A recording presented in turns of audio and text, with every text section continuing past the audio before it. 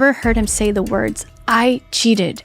And when I heard the words, I was like, oh my God, finally I heard it. That single sentence detonated the Ace family fairy tale and opened the door to an even uglier claim: that Austin McBroom's betrayals didn't stop at broken vows, but crossed a line straight into Catherine's health. Tonight we'll retrace the story exactly as she told it on Call Her Daddy, layering new rumors, leaked receipts, and Catherine's own timestamps to show how a picture-perfect empire cracked, text by text and dollar by disappearing dollar. They launched the Ace Family channel in 2016 and rocketed to 18 million subscribers almost overnight. Baby reveal thumbnails, Malibu sunsets, surprise proposals.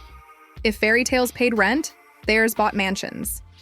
But while viewers queued for uploads, gossip pages quietly tracked business trip sightings, shady DMs, and late-night Snapchats.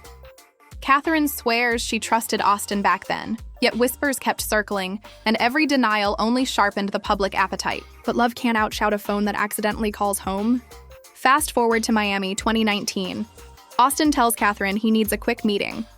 She's home with a 6-month-old and a 2-year-old, exhausted but supportive. In the middle of his trip, her phone lights up. Austin has pocket dialed her. Laughter, clinking glasses, women's voices, ocean wind. No explanation, just that chilling live soundtrack. Catherine relives the instant. I trust you. Go. You want to go on a trip? You want to go a boys trip? Whatever you want to do, go. Like, that's just my personality. Now I look back, I'm thinking, like, I should change some things up a little bit. Admitting her heart, scanned the sound, and sank. A makeup artist's expose months later mirrored everything she'd overheard. Yet the confirmation she dreaded would arrive in a way no tabloid could script. During her baby girl's first haircut. December 2020, Vlogmas season. Catherine's phone dies mid-shoot, so she grabs Austin's to snap the moment. Instant pop-up. A multi-line text beginning. If you really loved your wife, you wouldn't be... She barely skims it before Austin snatches the phone and deletes the evidence. I mean, my phone dies. It just goes black. And I look at him without a thought and I go, give me your phone. Let me take a photo. Because, we're going to miss the moment. She's getting her first haircut. As soon as I grabbed the phone, no, like out of a movie, this long text comes through. If you really love your wife, you wouldn't be da-da-da-da-da. And I like, my brain scanned it, but I wasn't able to read it fully. But in that moment, my heart drops. I'm pregnant. He grabs the phone from me and instantly deletes the message. She calls it the second the camera stopped and my reality started. That message turned suspicion into certainty and intimacy into a sealed vault. Betrayal hurts, but combined with disappearing money, it becomes survival math. Cheating wasn't Catherine's only blind spot. She'd open their joint account and watch 6 figures evaporate overnight. Private jets, impulsive investments, friends and family favors she never okayed. Where was all the money going? Yeah, there was moments where, I'd see some money coming out and I didn't feel like I was having that that partner, that husband and wife conversation about our finances. And it's like, where did that go? Like, what's happening? Things that I would never think to pay for, like a private jet, for instance, that personally for me wasn't something I would ever do. She admits she stopped feeling like a wife and started feeling like an unwilling silent partner in someone else's spending spree.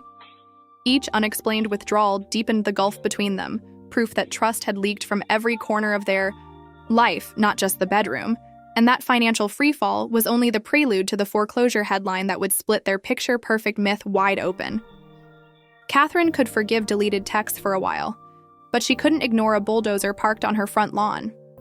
When their half-finished dream mansion landed in public foreclosure headlines, she learned the news from a frantic father-in-law, not from Austin. In her words, he goes, well, your loan ended and it's a jumbo loan. No one's going to accept you. You don't have the certificate of occupancy. But I'm like, but I've been paying the mortgage every month for 3 years. Everything, what do I need to do? What do I need to pay? I'll save it. What do we need? There's nothing you can do. It's under foreclosure. It's gone. You have 30 days to move out. She was paying the mortgage like clockwork when the bank pulled the plug and gave them 30 days to move out. That moment shattered whatever illusion of stability the vlog still projected. Fans kept replaying the house tour video. Catherine was packing boxes, explaining foreclosure to toddlers. With the roof gone, the next thing to collapse was the bedroom door, and it stayed closed for 4 long years. After the haircut text, Catherine's body flipped a switch she never found again. She told Austin, "My body is a temple, and I refuse to let anyone near it who lies," and then stuck to that vow for almost half a decade. Hear her lay it out. Same exact, put 4 years. It was 4 years. It was actually more like 5 years if you think about it, because 5 years of what? of not being intimate with him. No intimacy, no quick fixes, just two people filming couple goals while sharing nothing behind the lens. Austin would later claim she declared herself the Virgin Mary reincarnated, but Catherine calls that pure deflection. She says, exhaustion, postpartum chaos, and nonstop betrayal robbed her of desire. Friends noticed the on-camera chemistry turn forced. Subscribers noticed thumbnails leaning harder on pranks than kisses. Off-camera Austin began staying out later, and Catherine began Googling therapists who specialize in betrayal trauma. And then, according to Catherine, the ultimate betrayal stopped being emotional or financial, it became biological. Leaked pages from Catherine's upcoming memoir, Dolores, hinted at the line she swore never to cross on YouTube. She alleges Austin brought something home that forced her into medical treatment and confirmed every nightmare rumor. On a private Snapchat Q&A, later reposted by commentary channels, she connected the dots between 4 sex-free years, her disgust, and tests no married woman expects to be taking. While the podcast never says the 3-letter diagnosis outright, Catherine hints hard. You know, maybe we can have the family that we're always meant to have, you know, the family that we're portrayed to the world, you know, maybe we can really be that. Mm-hmm.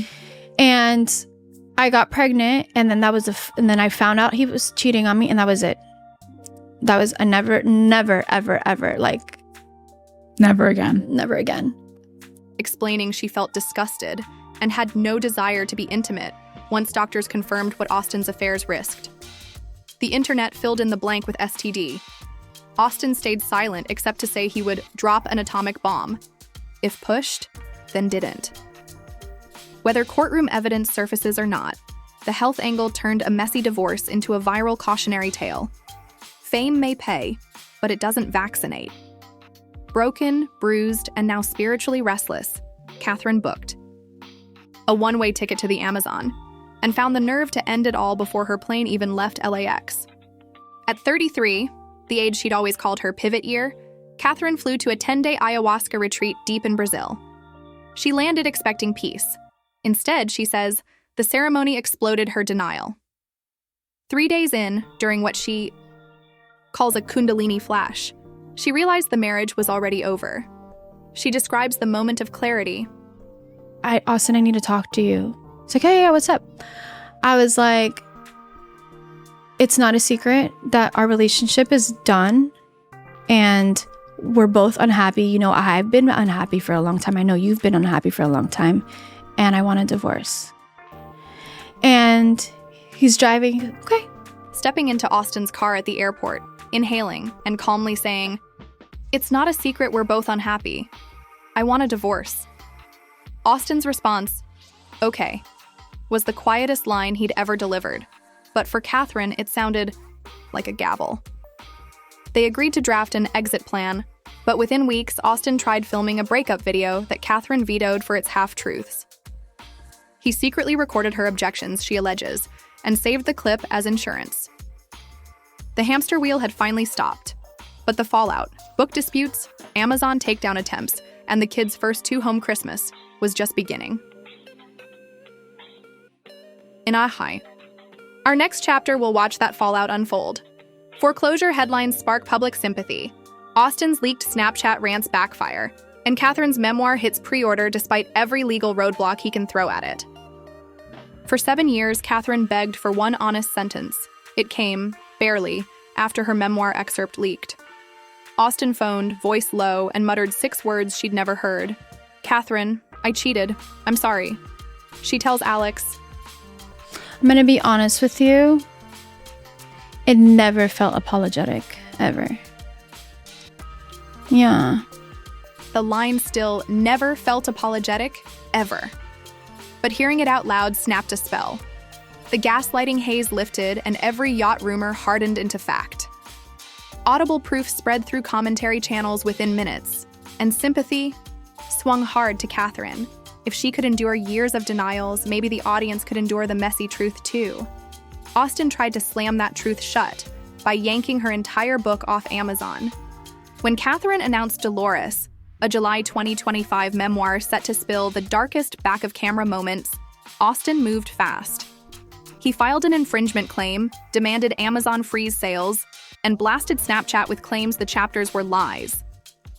Catherine's reaction: How did you feel when you saw him kind of publicly coming out and trying to put down essentially this book? Yeah, I feel like that's already an indicator of why I never expressed myself. Is calm but pointed. That's already an indicator of why I never expressed myself. The takedown failed, pre-sales tripled overnight. Fans dissected every leaked paragraph: the pocket dial, the haircut text, the STD clinic visit.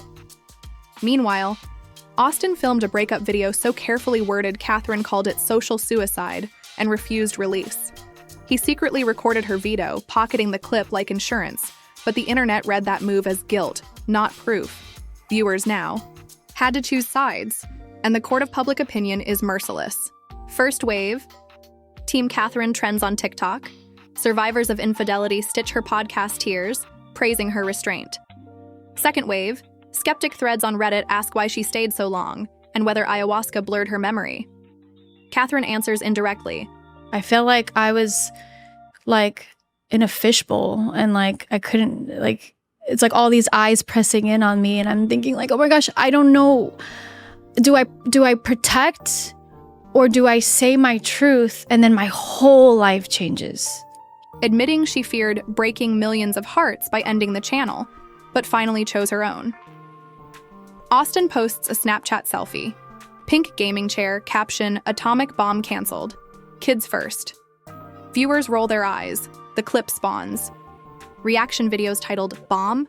More like blank cartridge. Sponsors quietly pause family brand deals on his side, while Catherine's skincare line sells out for the first time since 2021.